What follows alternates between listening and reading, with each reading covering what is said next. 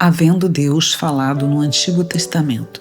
Stephen Cohn, Edições Tesouro Aberto. Segundo Samuel. Um homem segundo o coração de Deus.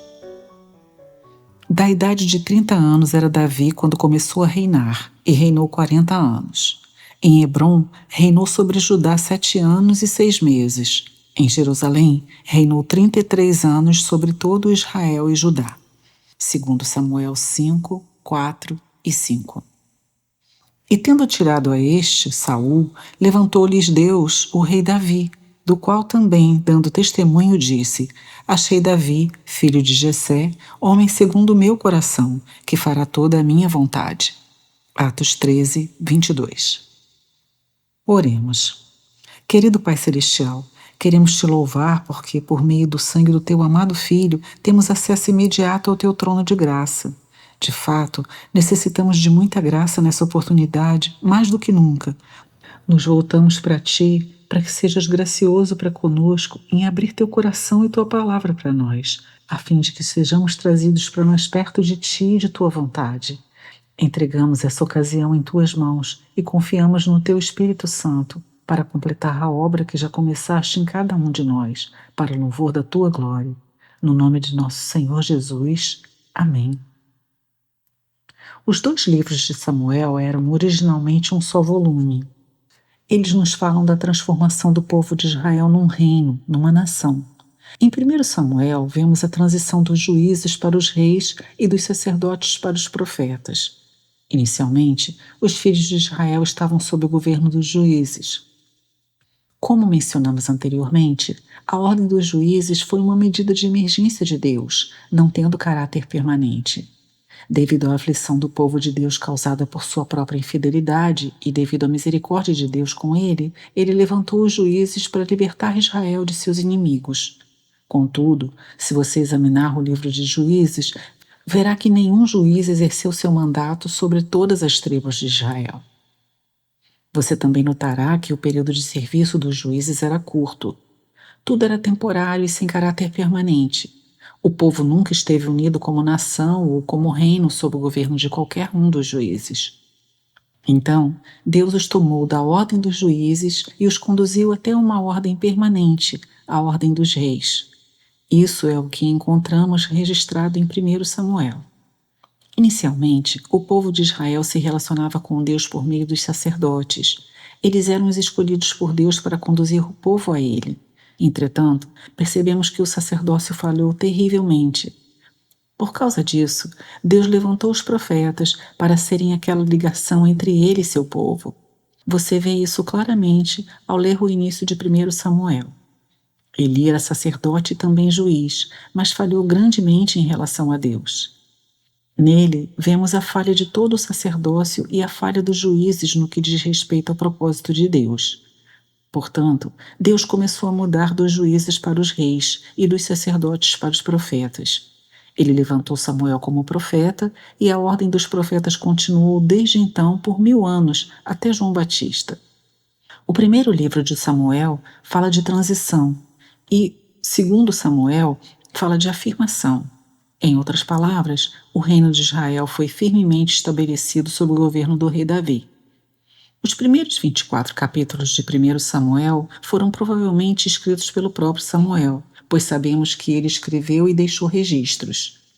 O texto que vai do capítulo 25 de 1 Samuel até o final de 2 Samuel foi provavelmente escrito pelo profeta Natã e por Gade, o vidente. Como sabemos isso?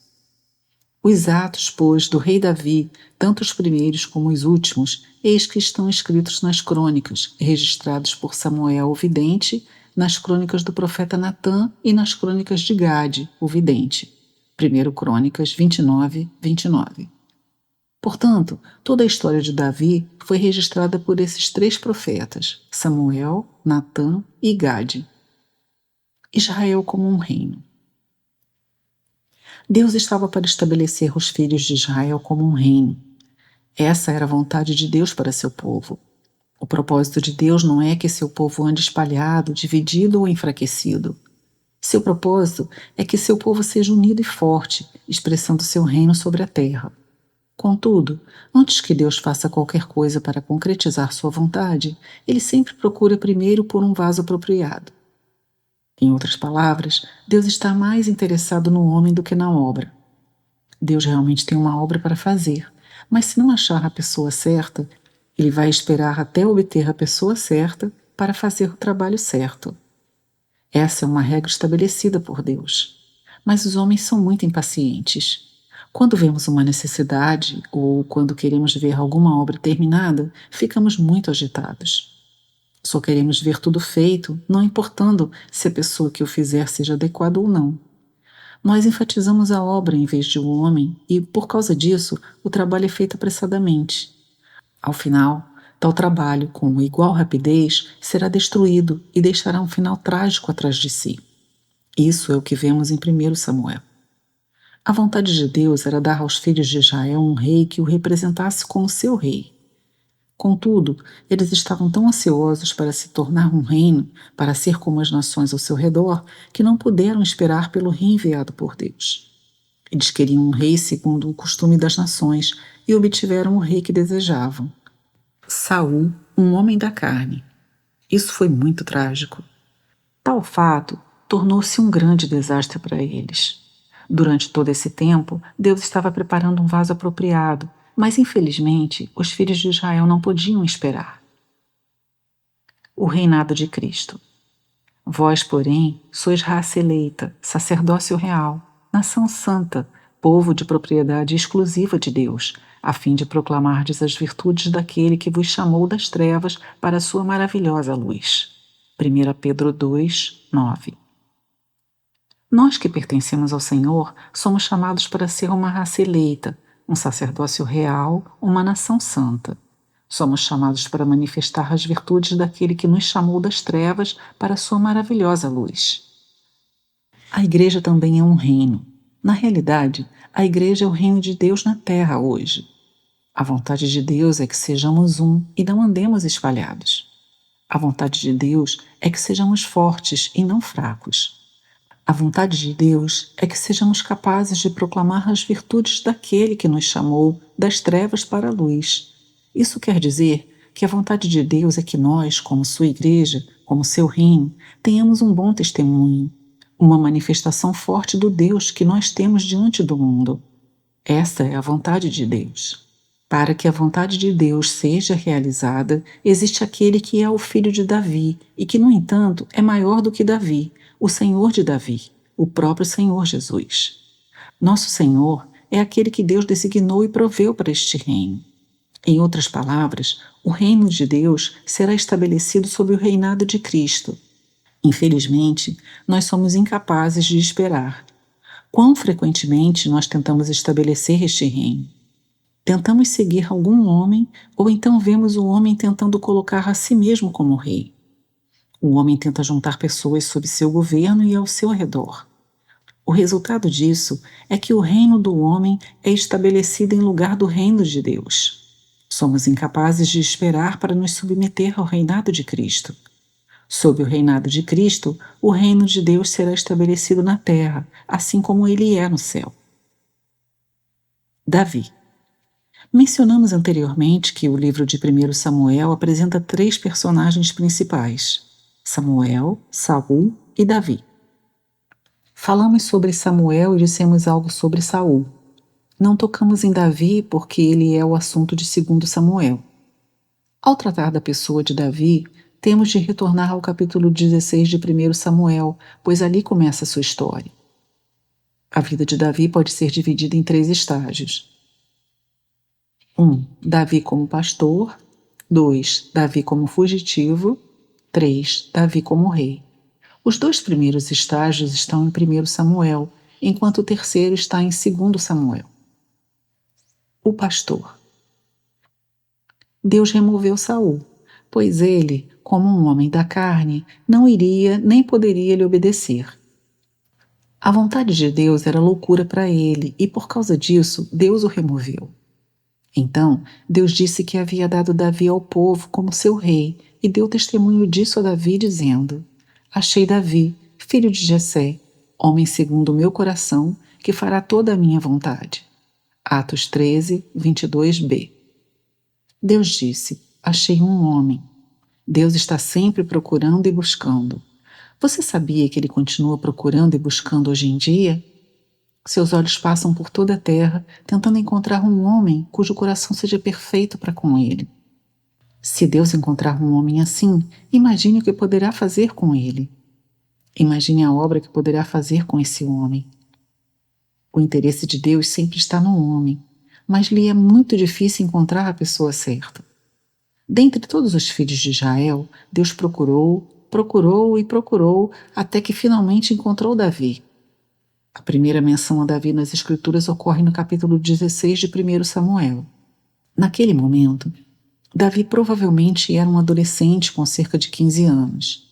Ele era apenas um menino, mas devemos nos lembrar: o que importa não é sua idade física, mas sim seu coração em relação ao Senhor.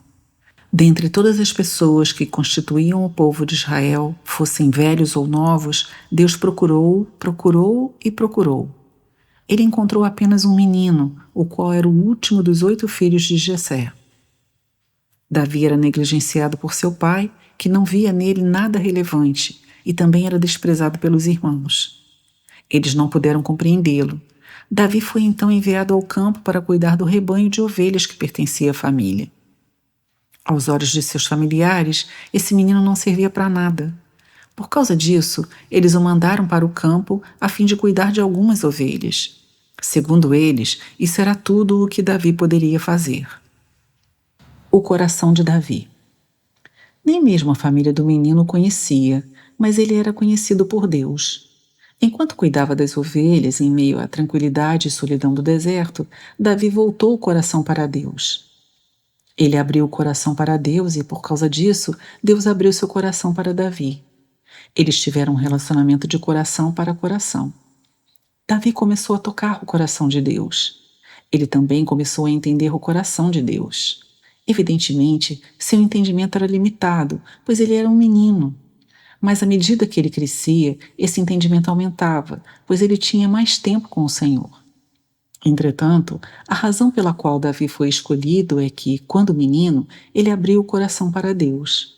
Ao olhar para ele, Deus viu um coração puro, perfeito. Não foi por causa de sua aparência externa que Davi foi escolhido por Deus.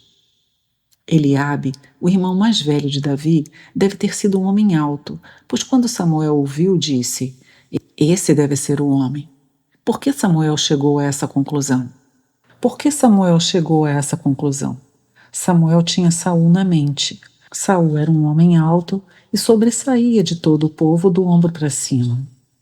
Eliabe também era um homem alto e formoso, e sua aparência causava boa impressão. Sendo um menino, Davi provavelmente era pequeno, mas Deus não o escolheu por causa de sua aparência exterior, nem por suas habilidades e talentos. Deus o escolheu por causa de seu coração. Esse é o critério da escolha de Deus. Nós olhamos para a aparência exterior, que inclui nossas características, nossa eloquência, nossos talentos, talvez nossa experiência, nosso status, nossos relacionamentos. As pessoas sempre olham para a aparência exterior ao avaliar as outras, mas esse não é o procedimento de Deus. Ele não olha para as exterioridades, mas olha para o coração. Se você deseja ser escolhido por Deus, é seu coração que importa e não a aparência externa. Quando Deus enviou Samuel à família de Jessé para ungir aquele que seria o futuro rei, o pai nem se preocupou em chamar Davi de volta do campo. Afinal, o que aquele menino tinha que ver com isso? Jessé chamou seus outros 7 filhos porque eles deveriam ter alguma característica externa que causasse boa impressão. Então eles foram até Samuel, um após o outro. Eliabe foi o primeiro a vir, e Samuel disse consigo: deve ser esse, pois ele se parecia com Saul. Mas Deus disse: não olhe as coisas dessa forma, este não é o modo pelo qual eu olho. Veio o segundo filho, o terceiro, até que todos passaram, e Samuel disse: Deus não escolheu nenhum destes. Não há outro? Então o pai disse: há outro que está no campo cuidando das ovelhas, mas não há por que chamá-lo. Samuel disse: temos de ver, chamem-no. Quando Davi chegou, Deus disse: este é o homem, unja-o. A vida escondida de Davi com Deus. Davi foi ungido por Deus e o Espírito de Deus veio sobre ele, mas ele foi mandado de volta ao campo para cuidar das ovelhas. Foi durante esse período, sob a unção divina, que Davi viu a libertação de Deus. Um leão e um urso surgiram, e Davi levantou-se, rasgando ambos pelo meio e salvando as ovelhas no poder de Deus. Essa foi uma proeza muito grande efetuada por Davi no campo. Imagine um menino, usando apenas as próprias mãos, ser capaz de matar um leão e salvar as ovelhas de um urso. Contudo, ninguém sabia disso. Davi não voltou para casa a fim de gloriar-se diante de seus pais de modo a ganhar seu favor. Vejam só o que eu fiz. Vocês me desprezavam, mas agora vejam o que eu fiz. Davi jamais disse isso. Ele não contou sua proeza para ninguém, até ser forçado a fazê-lo mais tarde, quando Saul não acreditava que ele seria capaz de enfrentar Golias. Nessa ocasião, Davi mencionou o fato para provar que podia lutar. Ninguém sabia de nada até então. Nós somos muito diferentes de Davi. Desejamos provar que somos alguém. Se Deus nos agracia permitindo que façamos algo significativo, logo queremos que todos saibam e vejam que grande pessoa nós somos. Mas Davi não era assim. Ele não tentou promover-se diante dos homens. Mesmo que já tivesse sido ungido para ser rei, ele estava satisfeito em cuidar das ovelhas, esperando pelo tempo de Deus e não tentando fazer nada por si mesmo. Não sabemos quanto tempo Davi continuou cuidando das ovelhas, mas uma coisa é certa: enquanto estava no campo, ele teve uma doce comunhão com Deus, uma vida escondida com Deus, uma vida desconhecida dos homens, mas conhecida por Deus. Queridos irmãos, nossa tendência é viver diante dos homens.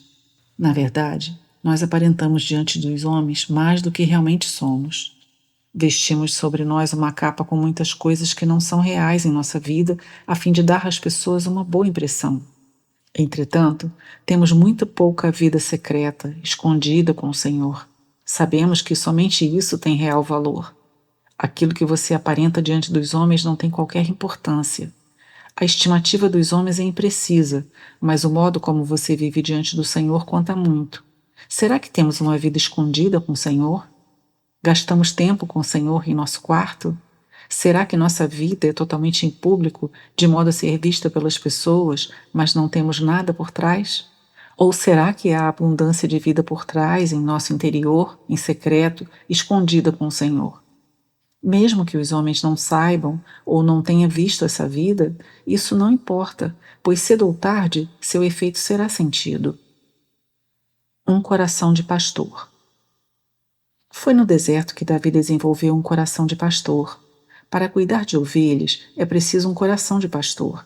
Se você é um mercenário, trabalhando por salário, somente estará interessado em si mesmo. Quando vier um leão ou um urso, você fugirá. Você deixará as ovelhas, pois julga a si mesmo mais importante do que elas e tem de salvar sua própria vida.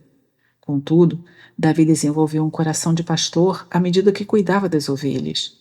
Ele amava as ovelhas que cuidava e estava disposto a sacrificar a vida por elas. Ele só lutou com o leão e o urso porque tinha um coração de pastor.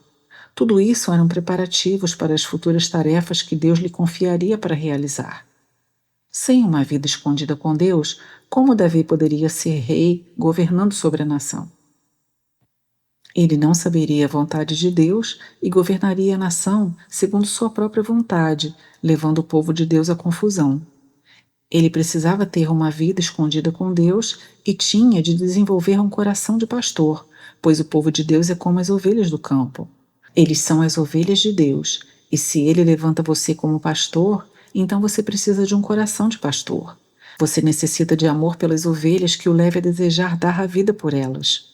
Você não estará centrado em si mesmo, em seus interesses, preservando a si próprio, mas estará pronto a sacrificar-se pelas ovelhas. Este tipo de coração de pastor tem de ser desenvolvido, e vemos que em Davi, Deus estava preparando um vaso. Apresentado à nação de Israel. Chegou o dia em que Deus apresentaria Davi aos filhos de Israel. Houve uma batalha entre os filisteus e os israelitas. Os filisteus apresentaram Golias, que desafiou o exército dos israelitas, dizendo: escolham um homem para que lute comigo. Estava em questão quem seria servo de quem. Os filhos de Israel iriam tornar-se servos dos filisteus ou eles iriam tornar-se servos de Israel? Quem estaria no controle? Essa questão seria resolvida na luta com Golias. Todavia, não havia ninguém no exército de Israel que fosse capaz de enfrentar o desafio. Se ninguém se apresentasse, então os filhos de Israel seriam servos dos filisteus. Davi não fazia parte do exército. Ele ainda estava cuidando das ovelhas, mas 3 de seus irmãos estavam nas tropas de Israel. Na providência de Deus, seu pai o chamou do campo e disse: Vá até o campo de batalha e vê como estão teus irmãos. Ele foi enviado à cena da batalha e confrontou-se com o desafio de Golias. Davi não vacilou diante da situação e foi lutar contra o filisteu. Ele disse: Tu vens contra mim com espada, lança e escudo, mas eu venho a ti em nome do Senhor dos Exércitos, o Deus de Israel, para provar ao mundo que há um Deus em Israel. Que a congregação de Israel saiba que Deus não salva com espada, lança ou escudo. Veja 1 Samuel 17, 45 a 47. Então Davi matou Golias. Deste modo, ele foi apresentado à nação de Israel. Assim termina o primeiro estágio da vida de Davi. Aquele que é maior que Davi. Irmãos, nós temos aquele que é maior do que Davi, que é filho de Davi e, contudo, é Senhor de Davi, o próprio Senhor Jesus. Quando Deus enviou seu amado Filho a este mundo, ele nasceu numa manjedoura. Não se achou lugar para ele nas hospedarias, nem mesmo nas casas. Ele ficou escondido em Nazaré até seus 30 anos. Estes foram anos escondidos. A única coisa que sabemos desse período é que, aos 12 anos, ele foi levado a Jerusalém para ser apresentado a Deus como filho da lei. Você lembra como o Senhor ficou para trás, pois disse que tinha de estar ocupado com os negócios de seu pai. Ver Lucas 2, 49. Sendo menor de idade, ele retornou para casa com os pais, sendo obediente a eles e submetendo-se à sua orientação. Lá ele passou aqueles anos escondidos que são desconhecidos dos homens. Aos olhos dos homens, nada de bom poderia vir de Nazaré. Contudo, o Senhor Jesus era conhecido por Deus. Quando ele tinha 30 anos, Deus o apresentou aos filhos de Israel. Deus realizou essa apresentação mediante o batismo. João Batista estava chamando a nação ao arrependimento. Arrependam-se, porque está próximo o reino dos céus. Vocês não podem continuar vivendo como sempre viveram. Não pensem que tudo está bem com vocês. É necessário que vocês se arrependam, que façam um giro completo em sua vida, pois o reino de Deus está próximo. O Senhor Jesus veio até João Batista para ser batizado. João percebeu o caráter e a consciência que havia naquela pessoa e disse: Não, eu não posso fazê-lo. João disse isso porque o Senhor Jesus era um homem que não precisava arrepender-se. Não existe pessoa no mundo inteiro que não precise se arrepender. Nós precisamos nos arrepender continuamente. Entretanto, eis aqui um homem que não tinha nada do que se arrepender. Naqueles 30 anos na terra, escondido na região montanhosa, não ocorreu nada do qual Jesus tivesse de se arrepender, pois ele havia agradado ao Pai em todo o tempo. Todavia, o Senhor Jesus disse: Façamos assim para cumprir toda a justiça. Ele permitiu que assim fosse feito porque ofereceu a si mesmo para ser um sacrifício em nosso favor.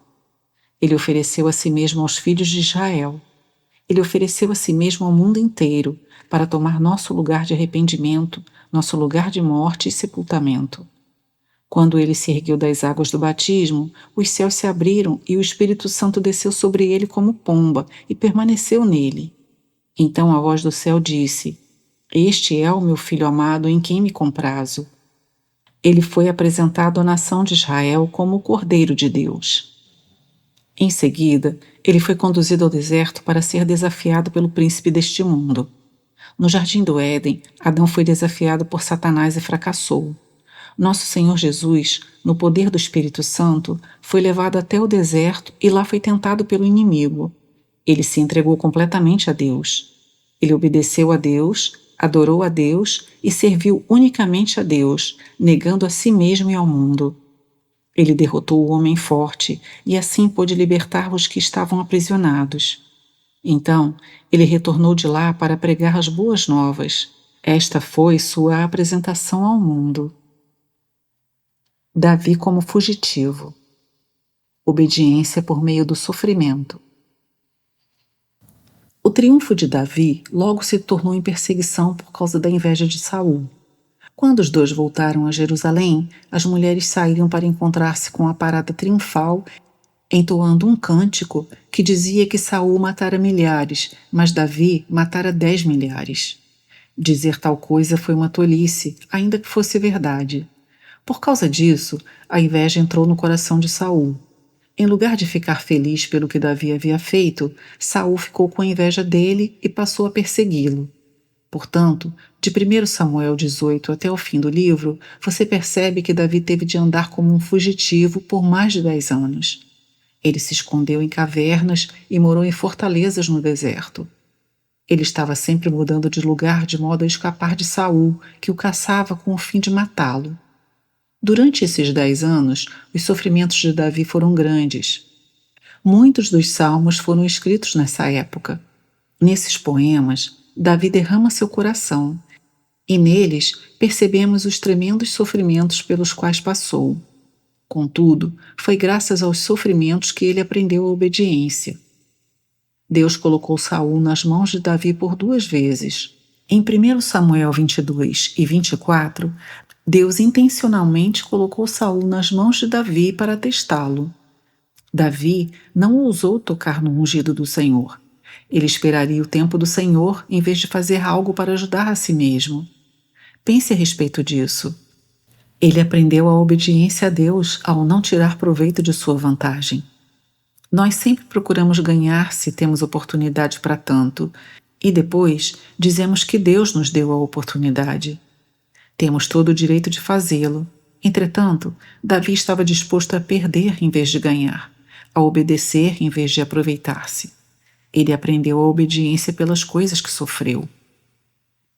Deus iria colocar Davi no trono para estar em posição de autoridade, representando a autoridade de Deus. Pense sobre a tarefa de representar a autoridade de Deus e não a do homem. Pense sobre a responsabilidade de exercer a autoridade de Deus sobre aquilo que é propriedade dele. Isso é algo tremendo.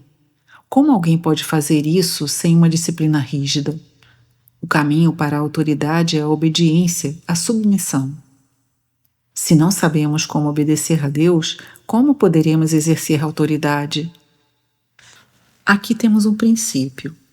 A menos que saibamos o que é estar sob autoridade, não estaremos qualificados para exercer autoridade.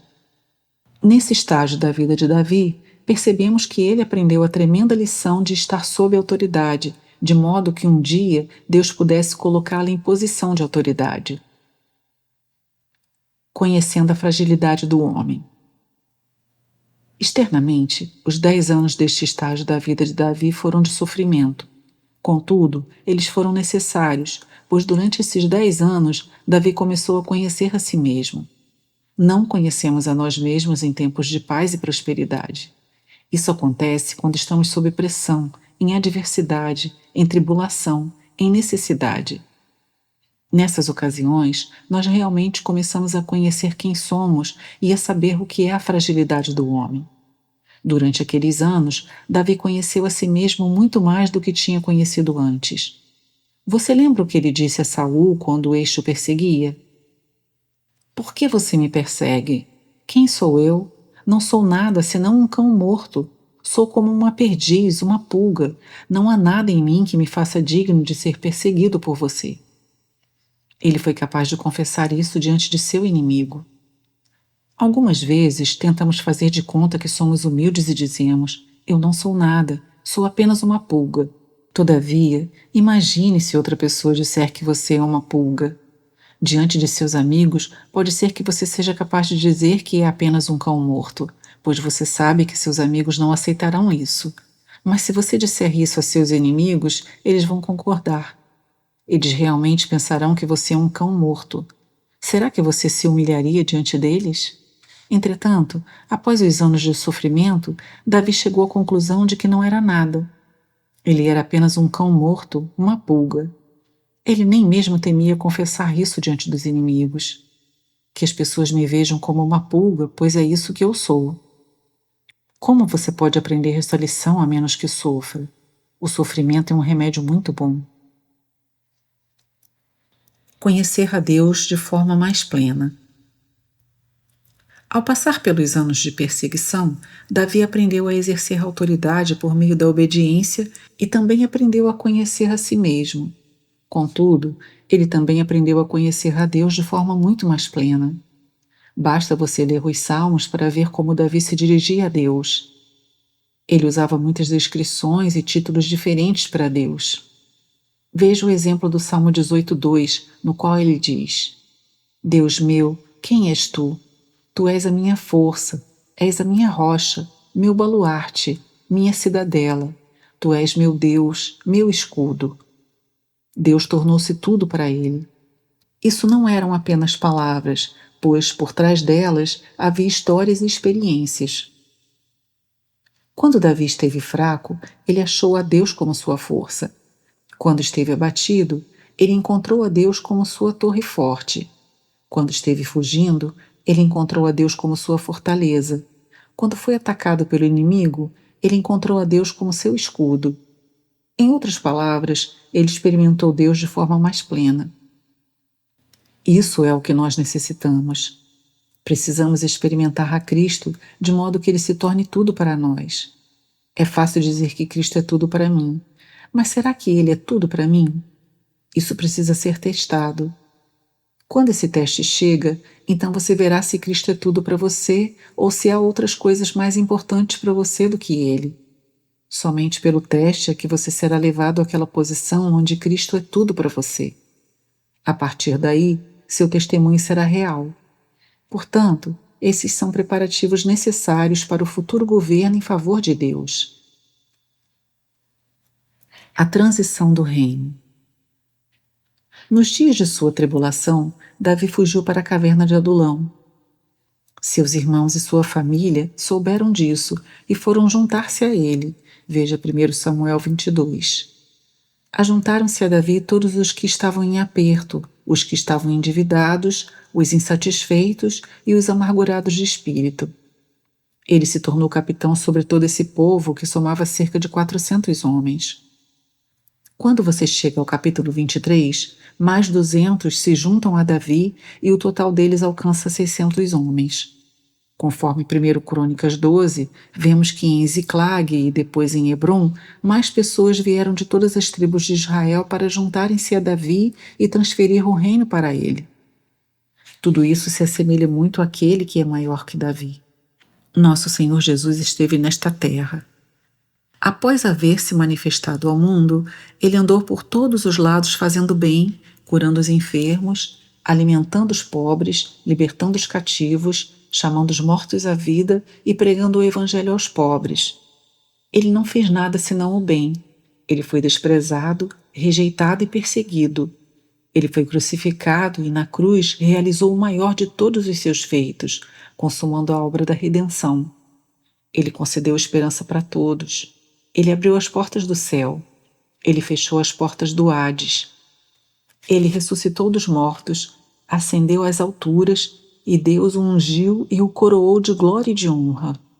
Ele está assentado à destra de Deus, aguardando que seus inimigos sejam postos por estrado de seus pés. Entretanto, na terra a história é diferente. Nos céus ele está em glória, mas na terra ele ainda é desprezado, rejeitado e perseguido. Mas graças a Deus, pois ele está reunindo um povo para si mesmo, aqueles que são de sua família. Graças a Deus, nós somos sua família. Você acha que devemos sair fora do arraial e nos juntar ao Senhor? Você acha que esse é o momento de fazermos algumas concessões e ganhar o mundo? Você acha que esse é o momento de buscarmos o favor deste mundo? Será que esse é o momento de nossa glorificação? Ou será que percebemos que esse é o tempo de nossa humilhação? Será que não devemos sair fora do arraial e nos reunir a Ele, já que Ele está lá fora? Nós somos sua família.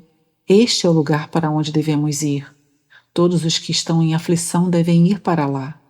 Por que motivo os filhos de Israel estavam afligidos? Eles deveriam ser o reino de Deus, mas estavam sob o governo de Saul. Não é de se admirar que o povo estivesse em aperto, em dívida e insatisfeito. Você está satisfeito com o mundo de hoje? Você está satisfeito com o mundo religioso? Você sente que está passando por privação? Você sente que há uma deficiência de suprimento espiritual? Você está angustiado pelo que está acontecendo no mundo e especialmente entre o povo de Deus? Se você se encontra nessa situação, saia fora do arraial e junte-se ao nosso Davi. Gradualmente, mais e mais pessoas estão saindo fora do mundo religioso e reunindo-se a Davi. Eles preferem levar o opróbrio de Cristo a possuir as riquezas do Egito. Por meio desse povo, Deus vai transferir o reino deste mundo para o reino de Deus e do seu Cristo. Isso é o que Deus está fazendo hoje. Davi como rei. O último estágio da vida de Davi inicia quando ele se torna rei e esta parte se encontra em 2 Samuel. Ele se tornou rei em Hebrom por 7 anos e 6 meses e durante essa época houve constantes batalhas entre a casa de Davi e a casa de Saul. A casa de Davi tornava-se cada vez mais forte, enquanto a casa de Saul tornava-se cada vez mais fraca, até que, finalmente, Davi foi coroado rei sobre todo o Israel em Jerusalém e reinou por 33 anos. Ele tinha 30 anos quando se tornou rei em Hebrom e exerceu o reinado por 40 anos. Durante seu governo, ele uniu todo o povo de Israel numa só nação, num só reino. Ele possuiu a terra desde o mar Mediterrâneo até o rio Eufrates e desde o mar Vermelho até o rio Orontes. Em outras palavras, aquilo que Deus havia prometido a Abraão, Isaque e Jacó concretizou-se sob o governo de Davi. Pela primeira vez, os filhos de Israel possuíram sua possessão. Jerusalém, o lugar para o nome de Deus. 3 coisas marcaram o reinado de Davi. Logo que foi coroado rei sobre todo Israel, a primeira coisa que ele fez foi capturar Jerusalém. Veja 2 Samuel 5. Se você pensar em termos geográficos ou de história política do passado, Jerusalém não era um lugar estrategicamente posicionado. Sua localização não era apropriada para um centro mundial. Contudo, logo que Davi se tornou rei, a primeira coisa que fez foi tomar Jerusalém e fazê-la capital da nação. Por que Davi fez isso? Não foi por razões geográficas nem políticas, mas sim porque Davi era um homem segundo o coração de Deus. De algum modo, ele recebeu revelação de Deus de que aquele lugar era o ponto do mundo onde Deus queria colocar o seu nome. Você lembra do que Deus disse por meio de Moisés ao povo de Israel no capítulo 12 de Deuteronômio. Depois que entrassem na terra prometida, eles não deveriam fazer o que tinham feito no passado. Como os filhos de Israel eram estrangeiros e peregrinos, atravessando o deserto, eles ofereciam sacrifícios a Deus onde quer que estivessem. Todavia, Deus agora diz: depois que vocês entrarem na terra prometida e a possuírem, não deverão oferecer sacrifícios em qualquer lugar que quiserem. Eu vou designar um lugar, e lá vocês colocarão meu nome.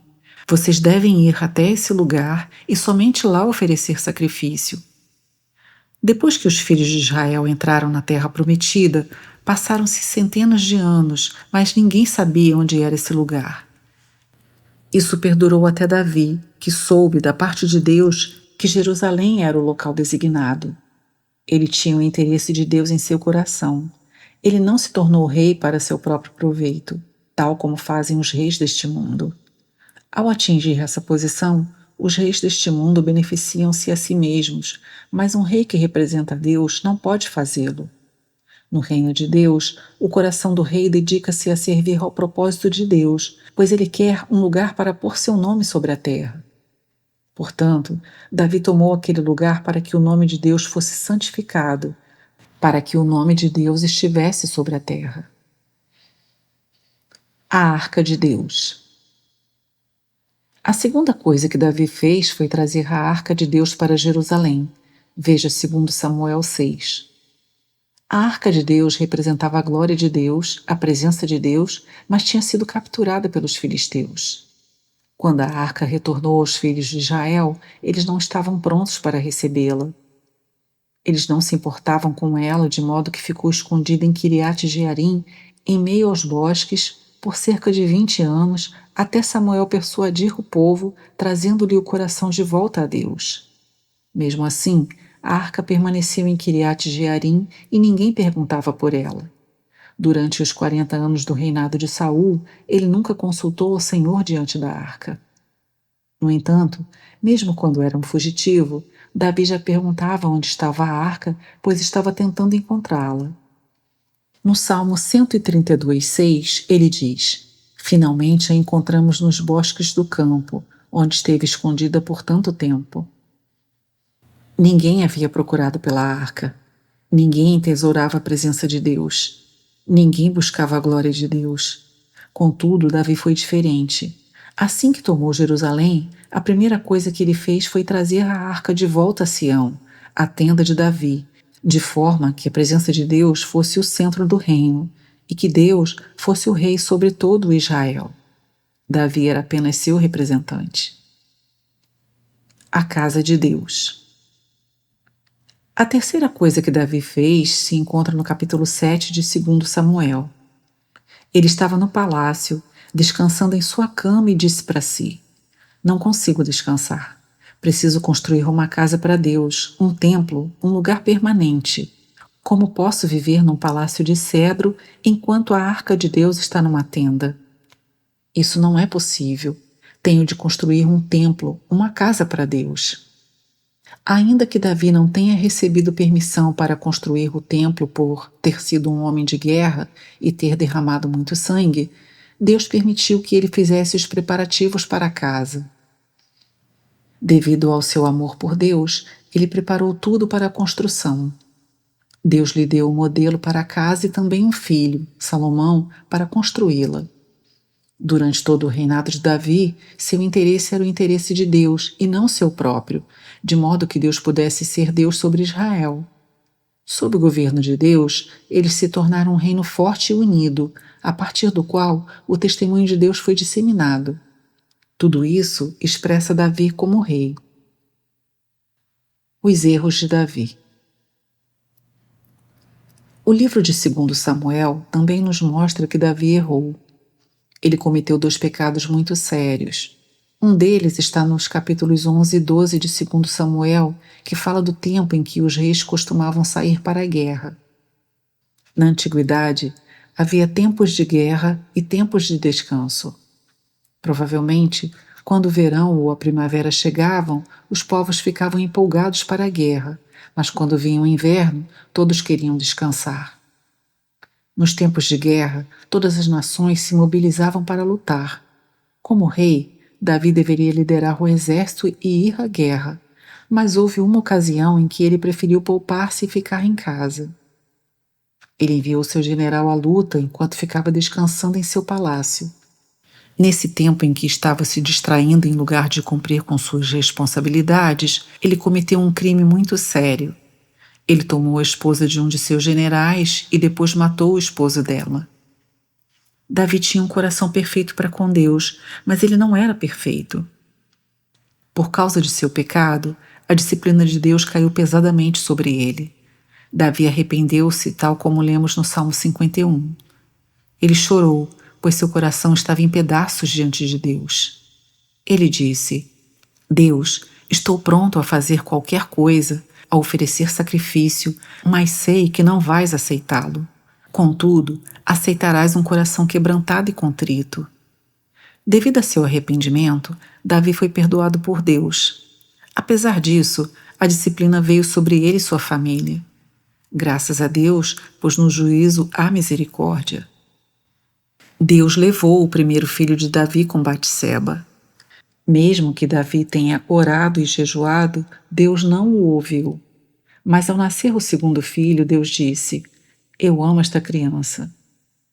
Este era Salomão, cujo nome significa paz. No período final de seu reinado, Davi cometeu outro erro sério. Por causa do orgulho, ele quis levantar um censo de seu povo. Ele queria saber quão forte era seu reino. Deus havia prometido que os abençoaria como as estrelas do céu e como a areia do mar, mas de algum modo o orgulho se apoderou de Davi. Ele queria saber quantos havia em Israel para ver quão poderoso era. Ele pecou contra Deus e a punição veio sobre a nação. Uma peste caiu sobre o povo por 3 dias e Davi arrependeu-se. Ele disse: tudo é culpa minha e não de meu povo. Mate a mim e não ao povo. Ele se arrependeu e Deus o enviou ao monte Moriá. Na eira de Araúna, Deus lhe disse: constrói um altar e a praga cessará. Davi o fez, e este era o local do templo a ser construído. Misericórdia e graça surgiram da disciplina e da punição. Aquele que é maior do que Davi. Sabemos que há alguém que é maior do que Davi, nosso Senhor Jesus. Deus o ungiu como rei. O que ele está fazendo? O que ele fez? Primeiramente, ele colocou seu nome em nós. Você lembra da oração do Senhor em João 17? Pai, eu lhes fiz conhecer teu nome. Guarda-os em teu nome. Hoje, Deus não é apenas Pai de nosso Senhor Jesus, pois Ele compartilha seu Pai conosco. Podemos nos dirigir a Deus dizendo: Abba, Pai.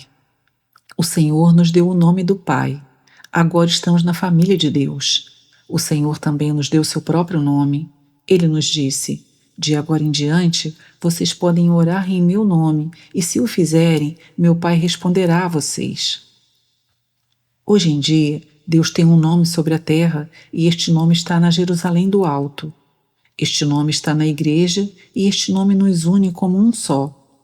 Os filhos de Israel tinham de ir 3 vezes por ano a Jerusalém para mostrar que eram um povo.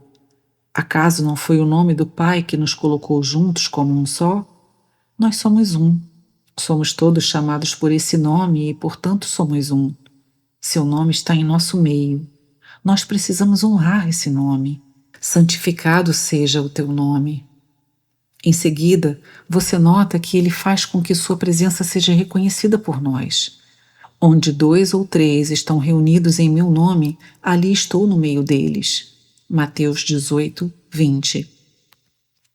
Somos chamados pelo seu nome, somos reunidos em seu nome, somos um em seu nome e, graças a Deus, experimentamos sua presença conosco. Não há nada mais precioso do que sua presença. Se sua presença não está conosco, então todas as nossas reuniões são em vão. Em sequência, você percebe que ele está nos colocando juntos na edificação de uma casa que não é feita de pedras mortas, mas vivas. Ele disse: sobre esta rocha eu edificarei a minha igreja, e as portas do Hades não prevalecerão contra ela. Mateus 16, 18, Darby. Ele está nos colocando juntos ao edificar a casa para que Deus possa descansar entre seu povo. É isso que o Senhor está fazendo nos dias de hoje e damos graças a Deus por isso. Na edificação da igreja, o reino é estabelecido. Venha o teu reino. Nosso Davi não é como Davi, que era filho de Jessé. Mesmo que tivesse um coração perfeito, o filho de Jessé não era perfeito. Mas nosso Davi é perfeito. Ele nunca cometeu um erro, uma falha. Tudo o que ele faz é bom, é o melhor. Ele cumpre toda a vontade de Deus. Seja feita a tua vontade na terra, assim como ela é feita nos céus. Portanto, hoje em dia, somos o reino de Deus, somos a igreja de Deus, e Ele põe seu nome em nós. Sua presença está conosco e sua promessa para nós é que Ele está edificando sua própria casa. Oremos. Querido Pai Celestial, te louvamos porque teu filho é o filho de Davi e o Senhor de Davi. Te agradecemos porque o ungiste rei e porque nós somos o seu reino. Ó Senhor, reina sobre nós. Que teu nome seja santificado em nosso meio. Que venha o teu reino ao nosso meio e que tua vontade seja feita em nós, assim como é feita nos céus. A ti seja a glória. Amém.